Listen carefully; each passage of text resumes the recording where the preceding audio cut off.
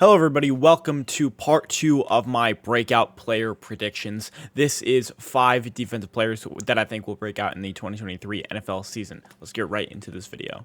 Baron Browning would be on my original list if he didn't get injured over the offseason. Baron Browning is starting the 2023 NFL season on the player unable to perform due to a meniscus injury that will immediately eliminate 6 games from his season. And it'll be a projection whether he'll bounce back from that injury and how many exact games he will play. But since he'll miss around 6 or 7 games immediately off of the books, I have Baron Browning coming in as my honorable mention. But I really did think he was poised for a breakout year in 2023. In 2022, he had 5 sacks and 1 interception in 14 games played. He finished 25th in pass rushing productivity rate with A+2, which is a stat that combines sacks, hits, and hurries relative to how many times they rush the passer. And then his TPS, or true pass set productivity rate, was 12.8, which was 18th in the league. And true pass set is a formula to look at pass rushing snaps without anomalies. Baron Browning is also extremely fast off the line, and his top speed off the line was 0.73 seconds. I mean, just look at this play. He beats the tackle off the snap easily. If Baron Browning is able to qualify for the same stats that he did in 2022, I'll count him as part of the list. But if he doesn't qualify, I'll leave him as an honorable mention.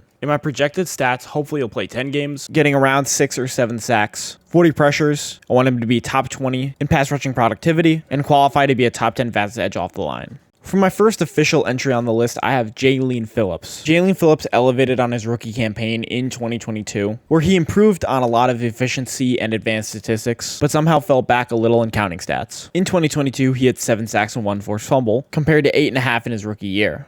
But the advanced statistics favored him. He ended up finishing 9th in the entire league in pass rush win rate from players with a minimum of 300 pass rushing snaps, and he finished tied for 7th with 70 total pressures. He also finished with a very high 87.7 PFF grade and an 89.8 pass rushing grade. Even though Jaelan Phillips was on the top 10 for pressures, he was the only one to not get 10 sacks. But this year, his chakras will align, and Neptune will be in its 3rd trimester, and Jaelan Phillips will somehow manifest 10 sacks. I project him reaching the same feats that he already accomplished, such as top 10 in pressures, pressure rate, PFF grade, but more importantly, I have him being a Pro Bowler, a starter, or an alternate, and I have him getting 10 plus sacks. Wait, if you've liked the video so far, make sure you like, comment, and subscribe, and turn on notifications. We're on a road to 1,000 subscribers. Back to the video. I have Jalen Pitre being a big breakout player in 2023. Jalen Pitre was extremely productive for a rookie safety, as he had 5 interceptions and 8 pass deflections. Those 5 interceptions were tied for 5th in the league. Even though his counting stats looked very good, his advanced statistics would say he had quite a regular rookie year. In a full 17 games, Jalen Pitre allowed 4 passing touchdowns, a quarterback rating of 111, a 74.2 completion percentage when targeted, 350 total yards and 153 coming after the catch, a 54.7 PFF rating, and a 65.8 coverage grade, not to mention his 38.5 run defense grade and 32 tackling grade. But those rookie numbers should be expected. Safety is a difficult position to learn for rookies coming into the league, and since he started right away, he had to learn on the fly. And especially when you're on a really bad team like the Texans, who had a bottom defense and offense, he was forced into bad situations, but I think that he did make the best of it, especially in coverage with his instincts and with his very good ability to play the ball. But there's one massive red flag in Jalen Pitre's game. He was 1st in the league in missed tackles, with a 20% missed tackle rate. Ew.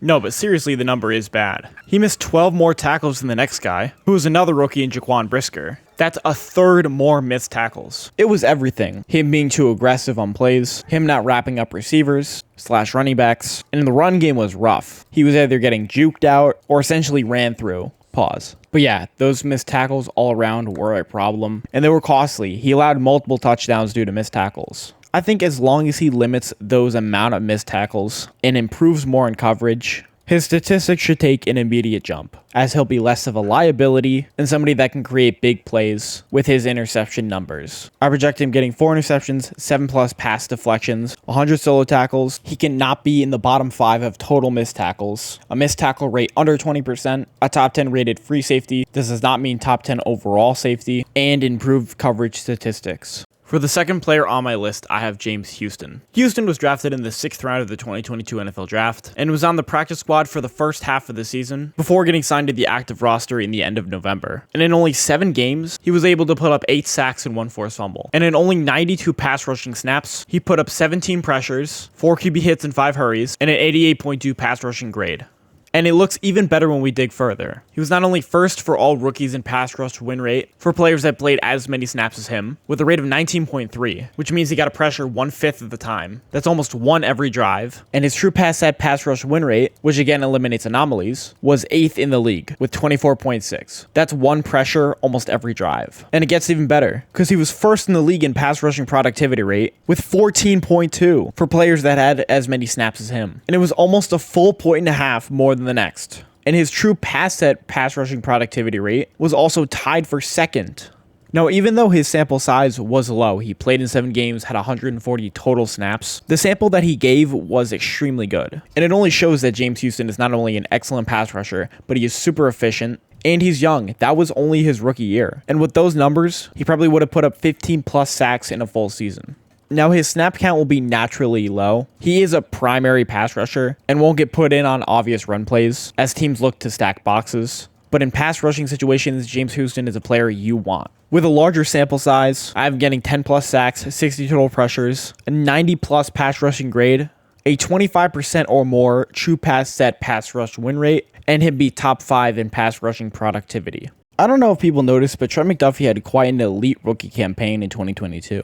In 11 games, for players with a minimum of 400 covered snaps per PFF, he was number 1 in least targets thrown to, number 1 in receptions allowed, first in yards allowed, third in yards per catch allowed, and third in yards after catch allowed. And number 2, JC Horn, was second in targets thrown to, receptions allowed, yards allowed, and was first in yards after catch allowed, putting Trent McDuffie already in not only elite company, but already a top of the league cornerback. But his peripheral stats would say he's just an average cornerback who has 0 interceptions and 7 pass deflections with 1 forced fumble, and PFF graded him as the 13th best cover corner in the league. So at the bare minimum, he was really good at letting receivers not get anything after the catch, and in 11 games, he was rarely targeted. By the way, minimum 400 snaps. He really didn't allow a lot of yards. If he played 17 games, those numbers obviously would be worse, but they would still not even put him outside of the top 10. He would likely still be top 5 in most of those categories. And if he did play a full season and he was top 5 in all those categories, no doubt he would be a top 10 cornerback. I haven't seen a lot of hype for him to break out in 2022, especially with the Chiefs. There always are underrated players on the roster because the offense is so highly touted and highlighted so much more.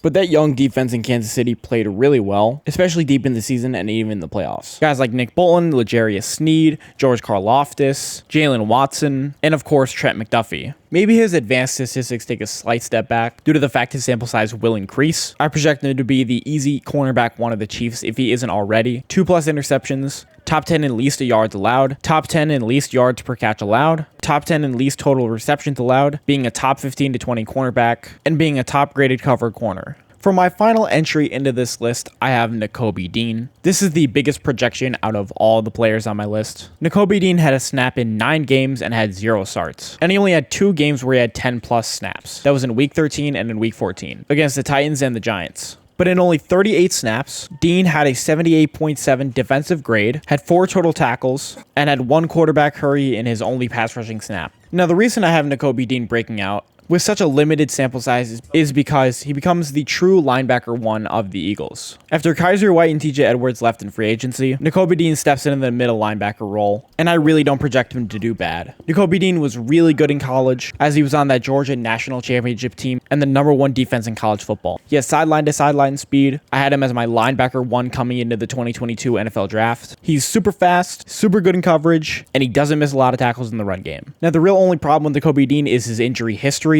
His lengthy injury history made him fall to the 3rd round, so I do have to factor that in. But regardless, he's joining a ton of his ex-Georgia teammates, such as Jordan Davis, Jalen Carter, Keely Ringo, and Nolan Smith. With the Eagles already being a top defense, and especially their front unit with their pass rush, which he can rely on for less time in coverage, him being in the 2nd year of the system, with his familiarity with his defensive teammates from college, and him having a ton of potential, I see him not only breaking out, but remaining as the Eagles linebacker 1 for the majority of the season. Factoring in potential injury, I have him getting 100 plus total tackles, 12 plus starts, 2 interceptions, him being highly rated in coverage, 15 or less missed tackles, and 45 plus defensive stops. A PFF stat for tackles that constitute a failure for the offense. But that's going to do it for this video. Make sure you guys like, comment, and subscribe. Make sure you go watch part 1, which is 5 offensive players that I think will break out in the 2023 NFL season. If you like the format of the video, make sure you guys let me know. I've been trying to do more comedic effects. Been trying to improve my editing. But as always, let me know your thoughts about this video, and I'll see you in the next one.